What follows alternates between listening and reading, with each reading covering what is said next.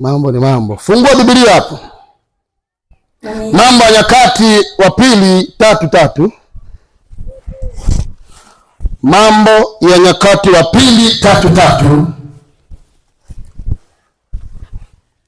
Nyakati wa Pili 3:3.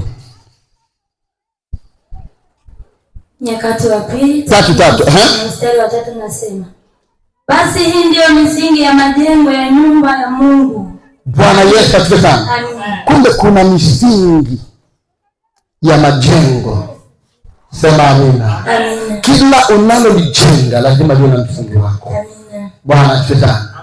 Wewe unajua hapa kuna maji. Unaweka tu tofali kawaida, misingi hujaweka. Na unainua fata, utashangaa vitu vinaanguka. Kwa nini? Hakuna msingi. Bwana Yesu asifiwe sana. Sasa leo msingi ni wokovu. Nataka Mungu aimarishe wokovu ndani yako sana. Maana shetani akigundua huyu mtu hana misingi, anakutengenezea mazingira kukuangusha. Leo nasimama, kesho naanguka. Leo nasimama na sio nashangaa. Kwa nini watu wale kawaida leo yuko ndani kiroho, kesho hayupo? Kwa nini? Misingi ni bovu. Amina. Sema amina tu. Amen. Misingi. Lakini leo ninaona kuna msingi imara ndani yako sana. Amina. Ambao ni msingi wa Yesu Kristo. Endelea mbele, Inaendelea nasema, basi ndio misingi ya majengo ya nyumba ya Mungu aliyoiweka Suleimani. Urefu wake kwa mikono ya cheo cha kwanza ulikuwa mikono 60, na upana wake mikono 20. Amina. Bwana Yesu asifiwe. Amina.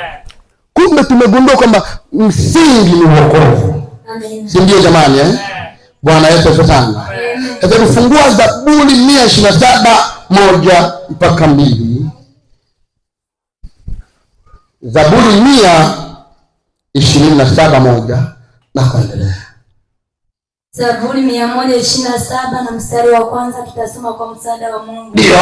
Bwana asipoijenga nyumba waijenga. Biblia inasema Bwana asipoijenga nini? Nyumba. Waijengao wafanya kazi bure. Sema amina. Amina. Sema amina. Amina. Ninaona mahali hapa Bwana amelijenga ili kanisa. Lazima utukufu na matokeo makubwa yatatokea mahali hapa ili Bwana ajitolee utukufu kwa jina la Yesu. Na sio kanisa tu, washirika wote wa mahali hapa watauona utukufu wa Bwana kama na nilisema amina. Mungu akupe utishi. Amen. Hata nyumbani kwako utishi utokee. Sema amen. Endelea. Inaendelea nasema, ndio. Bwana asipoulinda mji, yeye ulindaye akesha bure.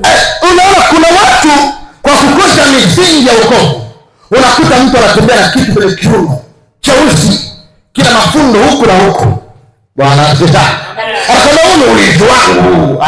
Bwana asipoulinda mji aulinda akesha bure.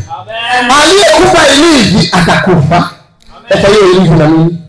Ila ukimwamini Bwana akiwa ndani yako, kila unapopita watu wanaachia njia. Pokea kibali, pokea kibali, pokea kibali, pokea kibali.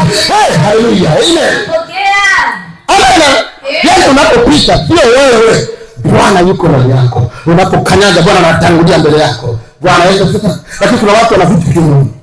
Dawa wao zime-expire. Unakuta kuna wamama wana vidudu humu. Kama nyeusi mbili huku na huku. Naangalia mimi ulinzi wangu. Kaambia hongera na ulinzi. Bwana asifiwe sana. Haleluya. Bwana waambiaga watu siku zote wachawi level na tofautiana. Naelewa?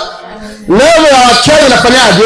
Inatofautiana. Ukisema unaenda kwa mganga, kwa mfano Bagamoyo, mwenzako anaenda Kigoma, hamtakuwa sawa. Wewe ukisema anaenda Kigoma, anaenda Sumbawanga. Ukisema anaenda Pemba, watu wanaenda hadi Nigeria kujiongea. Hela kwenda Nigeria wapi? Mpokee Yesu jamani, enjoy. Amen. Mpokee Yesu, enjoy. Amina. Vita vipo ila ushindi ni lazima. Amina. Mwambie jirani yako kushinda ni lazima. Kushinda ni lazima. Vita vipo, ushindi ni lazima. Amen. Watashindana nasi lakini hawatashinda. Kwa nini? Vita lazima Mungu aruhusu. Kwa nini? Anaupima pia moyo wako. Pokea nguvu. Vita vyovyote vitakavyotokea mbele yako, Mungu akupe neema ya kupaa kwa jina la Yesu. Kuna watu wakikutana na changamoto kidogo tu, au wokovu wanaacha. Sema amen. Mimi kuna mchungaji rafiki yangu mmoja alikutana na changamoto, akaanza kunununa, hujaitwa. Ukiona mtu kidogo tu na kwa sababu ya mtu au watu umeacha wokovu, hujaitwa, ulijiita. Aliyeitwa na Bwana huwa afeli. Sema amina. Biblia inasema Mungu hashindi na jambo lolote. Akisema ndio, hakuna apingaye, sio hivyo? Sasa inakuwaje umeitwa alafu nasema mimi naona wokovu basi nikafungua biashara? Najua hujaitwa, utafuta sadaka itakuua. Sema amen. Lakini hapa Mungu ametengeneza msingi ili utukufu wa Bwana uwepo hapa. Amen. Sema amina. Maana ukiona mtu anajitoa, anapambana kwa ajili ya huduma, ujue kuna kitu Mungu amewekeza ndani yake. Bwana asifiwe. Maana mtu aliyewekezwa kitu ana shauku ya kuona Mungu anaabudiwa mahali. Bwana Yesu asifiwe. Endelea mbele. 2 nasema. Kazi yenu ni bure. Kazi yenu ni bure. Mnao amina. Inasema 2. Kazi yenu ni bure. Ndio. Mnaoamka mapema. Na kukawia kwenda kulala. Bwana Yesu asifiwe sana. Amina. Kuna watu msingi wa wokovu hawana, ila yuko bize na Jumapili kuna watu wako bize kazi. Amina. Amen. Kurudi wanarudi saa 5 usiku, hata muda wa kuomba hana. Bila msingi wa Kristo wengi kutoka kwa maisha. Dar es Salaam watu wengi ni washirikina.